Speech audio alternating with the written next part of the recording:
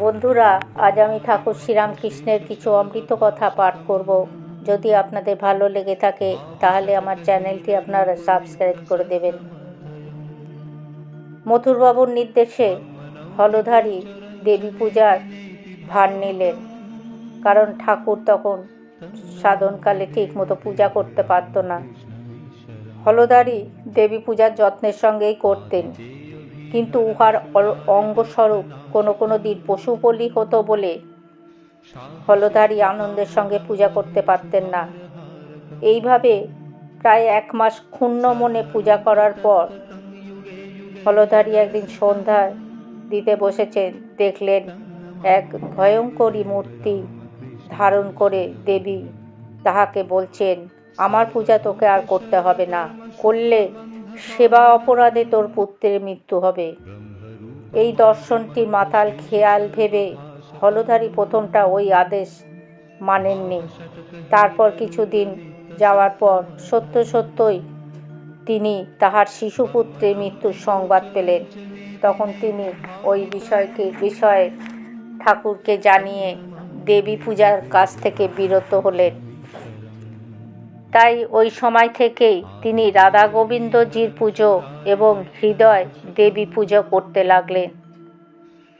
দক্ষিণেশ্বর কালীবাড়ি প্রতিষ্ঠার কথা জানাজানি হলে পুরী ও গঙ্গাসাগর তীর্থগামী সাধুগণ কয়েকদিনের জন্য রানী রাসমণির আতিথ্যতার সুযোগ গ্রহণ করে ওই দেবালয়ে বিশ্রাম করতেন।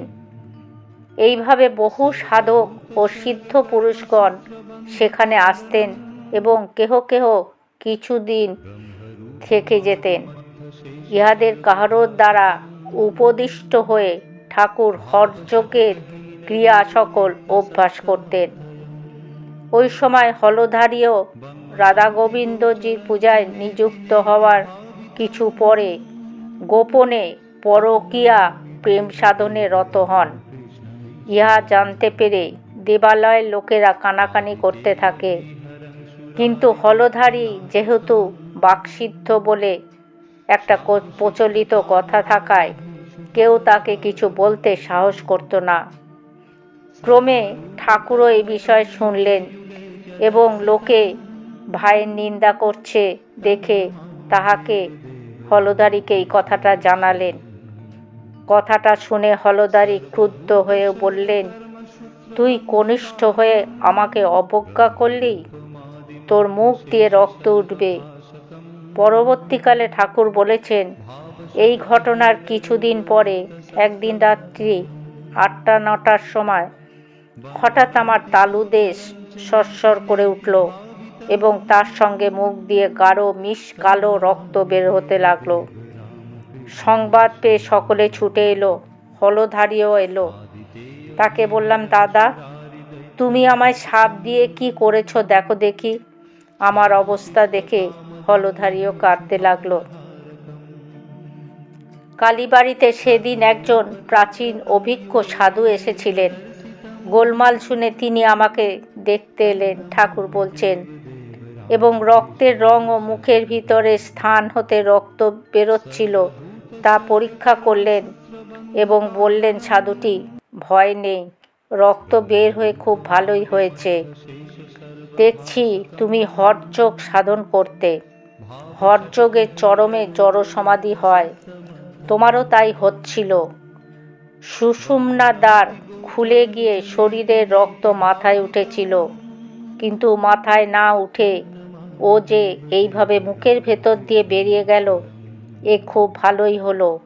জড় সমাধি হলে তো আর কিছুতেই ভাঙত না। তোমার শরীরটার দ্বারা জগৎমাতার বোধ হয় কোনো বিশেষ কাজ আছে, তাই তিনি তোমাকে এই রূপে রক্ষা করলেন। সাধুর কথা শুনে ঠাকুর বলছেন, আমি আশ্বস্ত হলাম। এইভাবে হলধারীর সাপ ঠাকুরের পক্ষে বরে পরিণত হয়েছিল। যা হোক, দেখা যায় যদিও হলধারী প্রায় 8 বছর দক্ষিণেশ্বরে ছিলেন, তথাপি তিনি ঠাকুরের সম্বন্ধে কোনো স্থির ধারণা করে উঠতে পারেননি। ঠাকুর ভাবাবেশে পরিধানের কাপড়, পৈতে প্রভৃতি ফেলে দেন দেখে হলধারী মনে করতেন ঠাকুর স্বেচ্ছাচারী বা পাগল হয়েছে। হৃদয় বলতো, হলদারি তাকে বলতো, হৃদয় ও কাপড় ফেলে দেয়, পইতে ফেলে দেয়, এ বড় দোষের কথা।